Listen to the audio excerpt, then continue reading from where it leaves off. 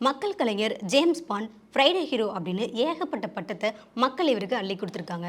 எம்ஜிஆர், சிவாஜி கணேசன், ஜெமினி கணேசன் ஆகிய மூவேந்தர்கள் நடித்த காலத்தில் தான் இவரும் ஹீரோவாக நடித்தார். அப்படின்னாலும் இவருக்குன்னு தனி ரசிகர் பட்டாளத்தை இவர் சம்பாதிச்சு வச்சிருந்தாரு. கிட்டத்தட்ட 100க்கும் மேற்பட்ட படத்தில் ஹீரோவாகவும் குணச்சித்திர வேடத்திலே நடிச்சுட்டு சூப்பர் ஸ்டார் ரஜினிகாந்த் நடித்த முரட்டுக்காலை அப்படின்ற படத்தில் வில்லனாகவும் நடித்து எல்லாருடைய பாராட்டையும் பெற்ற நடிகர் ஜெய்சங்கர் அவர்களை பற்றின பல சுவாரஸ்யமான தகவல்களை இந்த நிகழ்ச்சியில் திரைப்பட தயாரிப்பாளர் மற்றும் இயக்குனருமான சித்ரா லட்சுமணன் நம்ம கூட ஷேர் பண்ணியிருக்காங்க.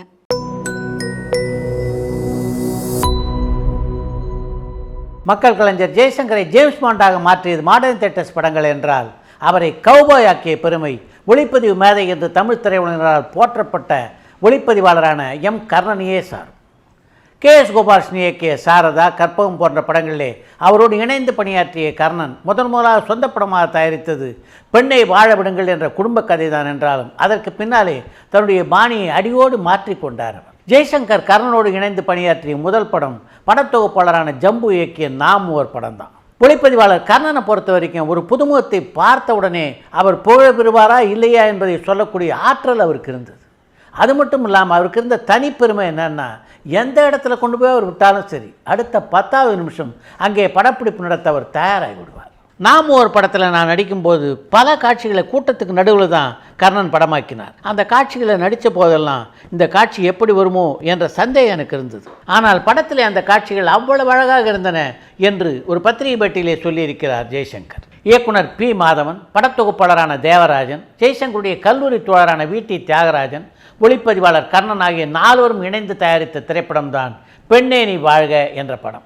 ஜெய்சங்கர் கதாநாயகன் நடித்த அந்த படத்தை இயக்கியவர் பி. மாதவன். பெண்ணே நீ வாழ்க படத்தினுடைய வெற்றிக்கு பின்னாலே அந்த படத்திலே பங்குதாரர்களாக இருந்த 4 பேரும் பிரிந்து தனித்தனியாக சொந்த படங்களை தயாரிக்க தொடங்கினார்கள். இயக்குனர் பி. மாதவன் முகூர்த்த நாள் என்ற படத்தையும், வி.டி. தியாகராஜன் டீச்சர் அம்மா என்ற படத்தையும், படத்தொகுப்பாளரான தேவராஜன் நீதி தேவன் என்ற படத்தையும் தயாரிக்க ஒளிப்பதிவாளர் கர்ணன் பெண்ணை வாழ விடுங்கள் என்ற பெயரிலே ஒரு படத்தை தயாரித்தார்.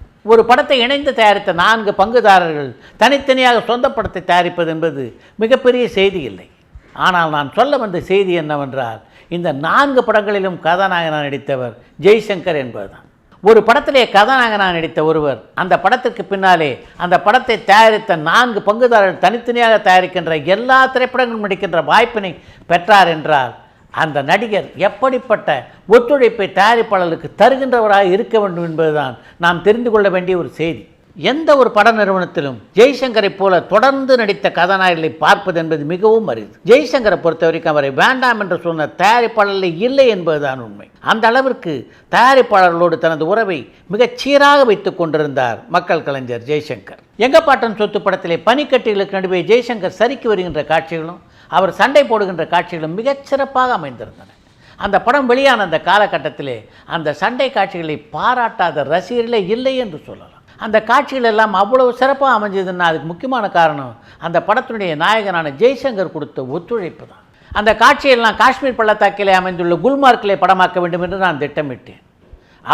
இப்போ உள்ளது போல் குல்மார்க்குக்கு சரியான பாதை வசதியெல்லாம் கிடையாது. ஒரு 7 கிலோமீட்டர் தூரத்துக்கு சுமாரான பாதை இருந்தது. அதற்கு பின்னாலே அதுவும் இல்லை.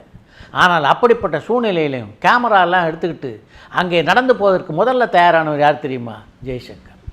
ஒரு படத்துடைய காட்சி சிறப்பாக அமைய வேண்டும் என்பதற்காக எந்த அளவுக்கு ஒத்துழைப்பு கொடுக்க வேண்டுமோ அதையும் மீறி கொடுக்கக்கூடிய ஒரு கலைஞர் தான் ஜெய்சங்கர் என்று குறிப்பிட்டிருக்கிறார் கர்ணன். கர்ணனுடைய இயக்கத்திலும் தயாரிப்பிலும் பல திரைப்படங்களில் நடித்துள்ள ஜெய்சங்கர் இந்த சினிமா உலகில் மிகவும் நியாயமாக நடக்கக்கூடிய மிகச்சில தயாரிப்பாளர்களில் அவரும் ஒருவர் என்கிறார். கர்ணனை பற்றி அப்போதைய சினிமா உலகிலே 2 தவறான கருத்துக்கள் உலவி கொண்டிருந்தன. அவர் படங்களை எல்லாம் பார்க்குறவங்க ரொம்பவும் பிரம்மாண்டமாக செலவு பண்ணி படம் எடுப்பார் போல் இருக்கு என்று அவரை பற்றி நினைத்து கொண்டிருந்தார்கள். ஆனால் உண்மையை அது இல்லை. மிகவும் சிக்கனமாக படம் எடுக்கக்கூடிய ஒரு தயாரிப்பாளர் தான் கர்ணன். அதே மாதிரி அவருடைய படங்களில் பார்த்திங்கன்னா கவர்ச்சிகரமான காட்சிகள் அந்த அளவுக்கு நிறைந்திருக்கும். அதெல்லாம் பார்க்குறவங்க கர்ணன் ஒரு ரொமான்டிக் பேர் வழியோ என்று கூட நினைத்ததுண்டு. ஆனால் அவருக்கும் ரொமான்ஸுக்கும் 1% கூட சம்பந்தம் இல்லை என்று பல பத்திரிகை பேட்டிகளிலே தெளிவுபடுத்தியிருக்கிறார் ஜெய்சங்கர். இரவும் பகலும் படத்தின் மூலம் ஜெய்சங்கர் அறிமுகமான அதே ஆண்டில் காக்கும் கரங்கள் படத்தின் மூலம் தமிழ் சினிமா உலகிலே அடியெடுத்து வைத்த சிவகுமாருக்கு ஜெய்சங்கரோடு மிகவும் நெருக்கமான பழக்கம் இருந்தது. அதற்கு முக்கியமான காரணம் ஜெய்சங்கருடைய பழகும் தன்மை என்கிறார் சிவகுமார். சிவகுமார் அறிமுகமான முதல் படத்திலே அவருக்கு ஜோடியாக நடித்தவர் ரேவதி என்ற புதுமுகம். அவருக்கும் சிவகுமாருக்கும் ஜோடிப்படுத்தும் அவ்வளவு சரியாக அமையாததால் சிவகுமார் அந்த படத்தில் நடித்திருந்த பல காட்சிகள் வெட்டப்பட்டன. அதனால் மிகுந்த சோகத்திலே அப்போது இருந்தார் சிவகுமார்.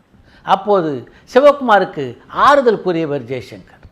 இந்த படத்தினுடைய சீன்லாம் வெட்டிட்டாங்க அப்படின்றதுக்காக நீ கவலைப்படாத, இந்த சினிமாவில் இன்றைக்கி நான் பெரிய கதாநாயகனாக இருக்கலாம், ஆனால் நாளைக்கு உனக்கு சரியான ஒரு வாய்ப்பு கிடைச்சா நீ என்னை விட பெரிய கதாநாயகனாகிறதுக்கு எல்லா வாய்ப்பும் இருக்குது.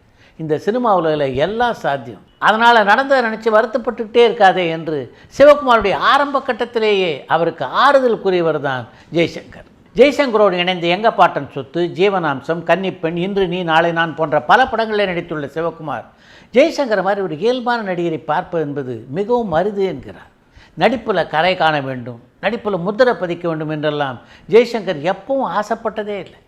நாம் ஹீரோவாக நடிக்கிற வரைக்கும் நம்மால் ஒரு 100 குடும்பங்கள் பிழைக்கிற மாதிரி சந்தோஷமாக இருக்க மாதிரி வழி செஞ்சால் அதுவே பெரிய விஷயம் என்பதுதான் அவருடைய நினைப்பாக இருந்தது என்கிறார் அவர். ஒரு மனுஷன் என்ன சொத்து சேர்த்தாலும் எவ்வளவுதான் போருடைய உச்சிக்கு போனாலும் இந்த சாதனைகளால் பிறருக்கு எந்த பயனும் இல்லை.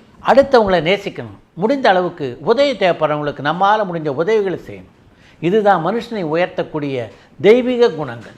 அந்த குணங்கள் முழுவதுமாக நிரம்ப பெற்றவராக ஜெய்சங்கர் இருந்தார் என்று ஒரு புத்தகத்திலே குறிப்பிட்டிருக்கிறார் சிவகுமார்.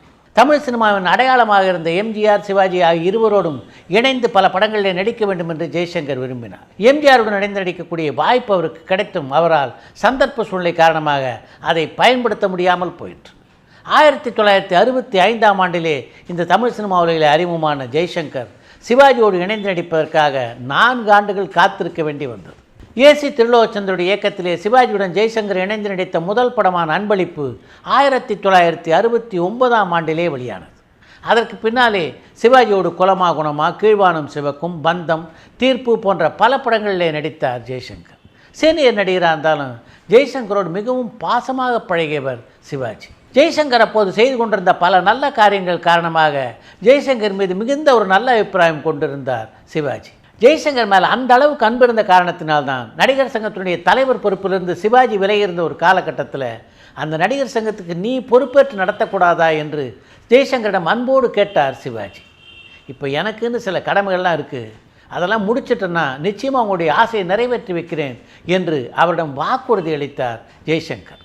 ஆனால் தன்னுடைய வாழ்நாளின் இறுதி வரை ஜெய்சங்கரால் அந்த வாக்குறுதியை நிறைவேற்ற முடியாமல் போனது தான் மிகப்பெரிய சோகம்.